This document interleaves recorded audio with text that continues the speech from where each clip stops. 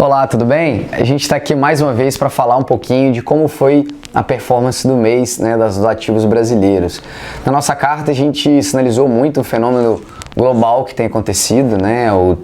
a tão famosa inflação, O dragão da inflação voltou a assolar nossa economia aqui no Brasil, como também outros países no mundo que não tinham tanto histórico inflacionário, como os Estados Unidos, muitos países da Europa e a China. A gente está vendo esse fenômeno acontecer no mundo inteiro, muito ainda pelos desenrolares que a gente vem tendo das cadeias de consumo dos lockdowns do Covid-19 e também por pressões de custo, dado a mudança da matriz energética e falta de energia em vários lugares do mundo, além de uma demanda acima do esperado de petróleo, que vem feito a gasolina, vem fazendo a gasolina subir no mundo inteiro. Isso tem pressionado a maioria dos países no globo, não tem um hoje que não foge dessa dinâmica, seja de alguma maneira ou de outra, os preços estão impactando, seja por causa da energia ou por causa das cadeias de suprimento, ou até por uma demanda aquecida, como já acontece em alguns países. A gente vê esse histórico, isso tudo que é mais comum aqui no Brasil, de inflação, também está impactando outros países e até mexendo nas políticas econômicas. A gente viu os países todos da América do Sul, emergentes, assim como o Brasil, terem que começar a subir os juros antes do esperado, e isso tem causado mudança nos portfólios globais, isso que a gente está fazendo aqui também, dos fundos que a gente gera. Então, a gente, além da inflação, um fator que foi muito pautado nessas últimas semanas do mês foi da variante Ômicron do coronavírus, em que foi uma nova variante no momento em que a Europa já vem sofrendo mais com casos de Covid. Isso causou algum pânico que pudesse se alastrar novamente uma nova onda, mas essa nova onda se mostrou, de Ômicron, essa nova variante, na verdade, se mostrou muito menos pesada, muito menos grave nos contágios, nos sintomas do que as outras variantes. Então, mesmo que ela se torne a variante determinante, frente às outras, ela é mais leve. Então, segundo os dados que saíram até agora, tanto da África do Sul, da Europa e nos Estados Unidos, isso não causa tanta preocupação quanto as outras variantes que já estão no mercado. Falta a gente saber agora se as vacinas vão valer para ela também ou vão precisar de alguns ajustes para essa nova cepa, mas os presidentes tanto da Moderna quanto da Pfizer, que são duas das grandes produtoras de vacina no mundo, já sinalizaram que no primeiro trimestre do ano de 2022 já tem vacinas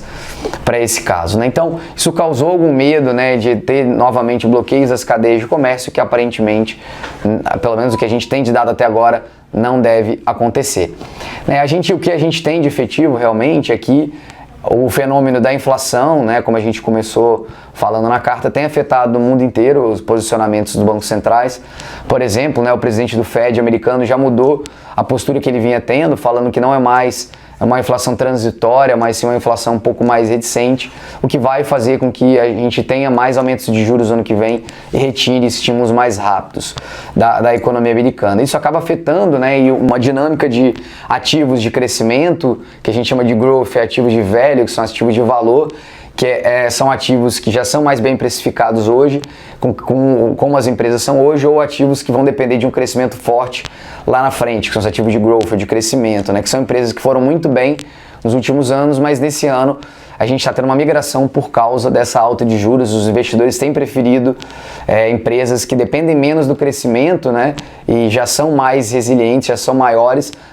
para surfar eventualmente momentos de mais altos de juros, que pode encarecer o custo do crédito e afetar principalmente empresas menos maduras. Então isso afetou, tem feito mudanças no portfólio global, isso beneficia algumas empresas e prejudica outras. E a gente vindo aqui para o Brasil, a gente tem visto, apesar disso tudo, um mundo crescendo muito ainda, muito mais do que a gente aqui, que a gente tem uma economia em que a gente veio com um PIB em retração nos últimos 2 trimestres, deve ter um ano que vem de crescimento um pouco mais fraco.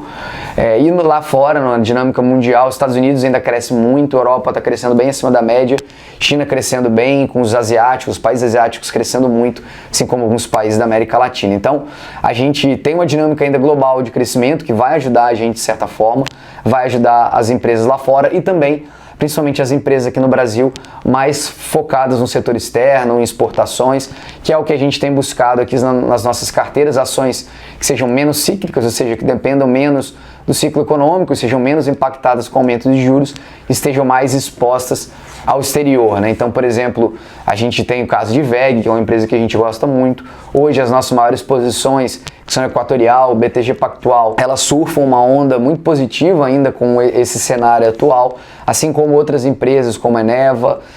empresas que a gente vem se posicionando, né, de combustíveis, por exemplo, como Cosan e Vibra, né, que era a antiga BR Distribuidora, que são empresas que vão continuar crescendo independente desse cenário. Então a gente tem focado, né, mais nesse tipo de setor, né, de empresas mais resilientes, mesmo em cenários com mais inflação, mais juros